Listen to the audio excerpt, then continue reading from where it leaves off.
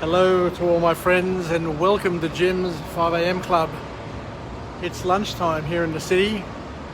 It's summer, the sky is blue, there's a gentle breeze and everything is just absolutely perfect. It's Thursday before the long weekend and I just can't wait to crack on and get through another Jim's 5am Club. And I've just come down here to wharf number 6 and there's a little ferry here called the Fishburn, and memories just came flooding back because I remember when I was a young boy in first class, my teacher was named Mrs. Fishburn and she was an authoritarian style of teacher which everybody was scared of, but it just goes to show you memories come flooding back all the time when you associate things or names or colours or places with people and events, and you can almost just recreate those feelings in an instant. Just amazing. Anyway, I've got a seagull here keeping me company, so let's crack on and do a 5am club. And today is going to be a fairly deep topic, so please accept my apologies if it gets a little bit too deep. But at the end of the day, we need to explore all the books that we get made available to us, because there are lessons that we can learn from each and every one of them. Anyway, I'm sure you'll love this book. It's called The Untethered Soul by Michael Singer. And it's a deep book, as we said, so we'll see where it takes us. But one of the first items that the author touches on is a little quote which I'll read to you. There is nothing more important to true growth than realizing that you are not the voice in your mind, you're not the voice in your head, but you are the one who hears it. So this book here is all about letting life flow through you and not blocking its energy, and just basically submitting to the elements, to the energy flow, and just see where it leads you, and to understand that we all have a voice that keeps on recurring in our mind, and to be very, very clear at the outset at stating that your thoughts do not define you, as they are just outputs of your what your consciousness perceives. So we all have an internal monologue which goes 24/7, 365 days a year. It's unceasing, and what we need to understand is each and every person has that monologue cranking and going on in their life, and we just need to learn to acknowledge it, accept it, understand it, and also work with it, and not to fear it. So where does this lead us?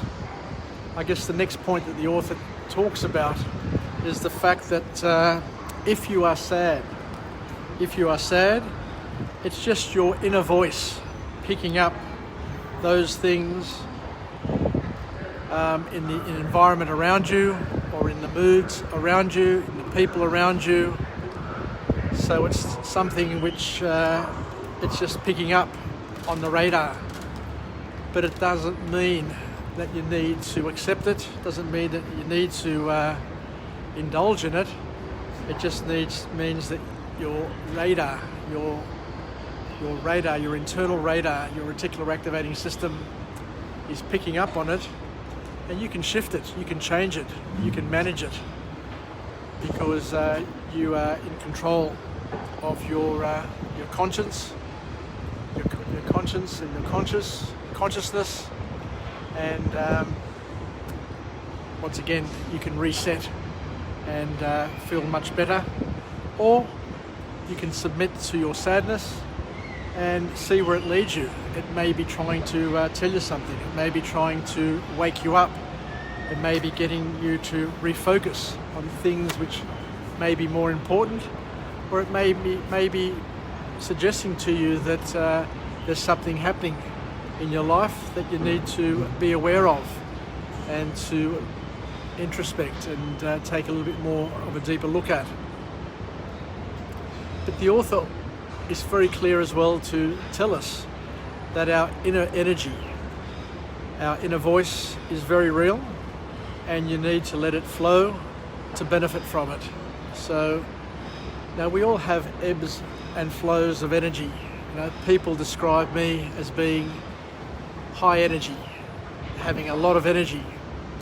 But if you speak to my wife, you speak to my children who know the real me, they'll tell you that there are times where I'm energetic, on the go, fully expressed, and there are other times where I'm absolutely chilled out and totally relaxed and absolutely boring to be around. So it's a bit of a game in terms of how we manage our energy flow and the energy which comes from our soul. So it's there's a couple of things that we need to touch on, and the author will talk us through these things. Have you ever felt an energy surge? And I feel it all the time, on occasion. But I don't feel it every single moment of the day. But there are times where you get an ebb and flow, and you just all of a sudden feel fully energized and excited and ready to party. And you're ready to take on the world. So we mustn't underestimate this form of energy. And there are names for these energy flows, and it's called, some people call it a chakra, other people call it chi, other people call it shakti, but it's not really part, I guess, of my Greek culture, but it's part of other cultures which I guess it's interesting just to touch on, to understand, and to see how it can be leveraged, and it may enable you to understand different aspects of yourself.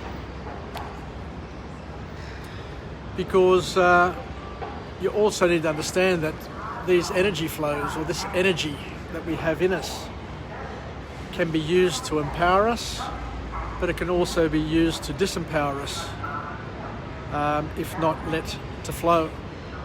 So I guess the key lesson from this book is that when it comes to this energy, you need to allow yourself to feel it and to express it, rather than try to limit it and put a cap on it. And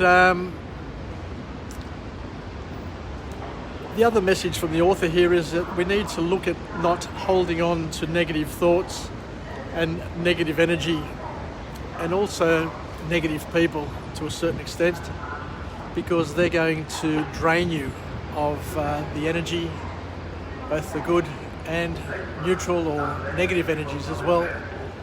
So we need to be careful with who we associate with, who we spend lots of time with, because their energy or their lack of energy can drain you of your energy, is what the message is from this book.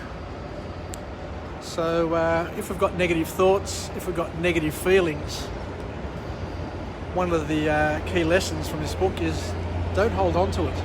Don't dwell on it. Just let it go. Let it flow out of you and say good riddance, because you don't want to be holding on. You don't want to be dwelling and holding on to things that are not going to serve you, are not going to help you, and are not going to be there to enable you to grow, develop, and become the best version of yourself. The last thing that this book talks about is a very, very deep topic, and it's on the topic of death. And the author suggests here, and I've grown up in a Greek culture which has death as a very, very open topic, and it's something that is part of an integral part of our spiritual and our religious life to accept death and to realise that death is just a pathway to a future life. But the author here says that there are some cultures that shut down death, and death is a taboo topic, which causes people to really not live and not understand that they have a limited time on earth, a limited living life,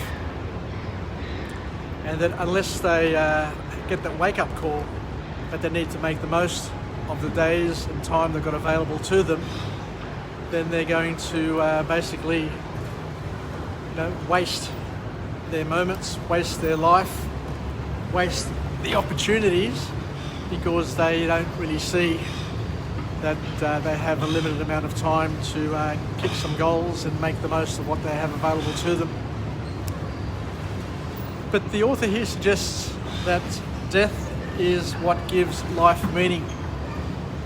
And the next point that she makes, or he makes, is very, very profound, and I found it very, very profound.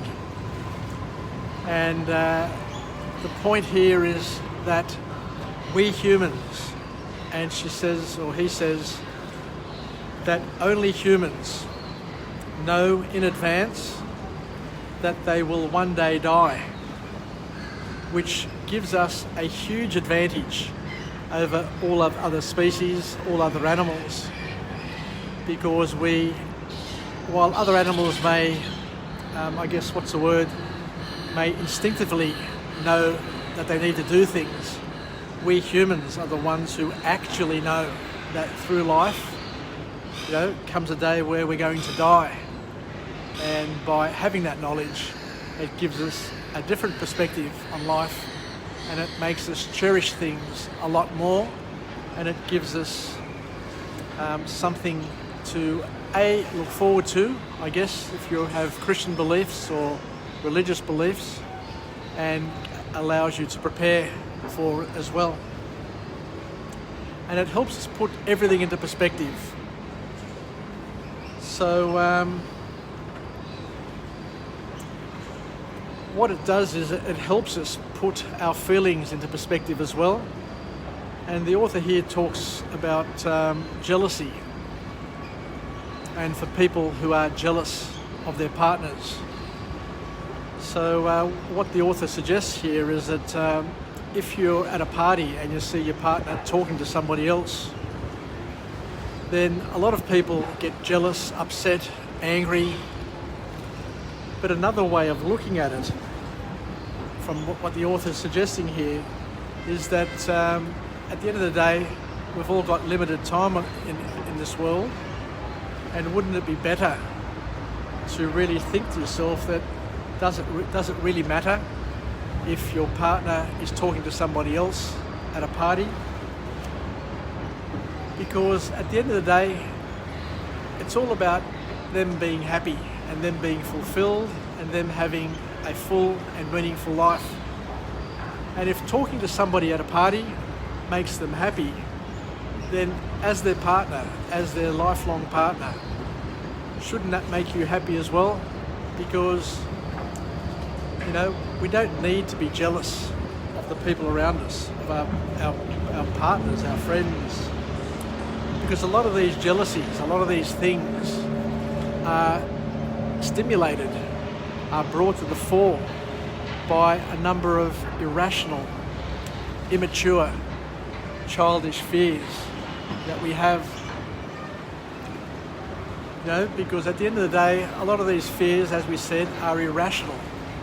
We overthink things, we worry about things that are not worth worrying about, and by focusing on these irrational fears, which we can't control anyway, we can't control what happens anyway, But to sit and think that we have control over other people and over other situations is folly in itself, and will tend to bring about the destruction of a relationship rather than build a relationship. So the bottom line from this author of this wonderful but very, very deep book called The Untethered Soul by Michael Singer is just to release the energy, let it flow, let it go, let it see where it goes.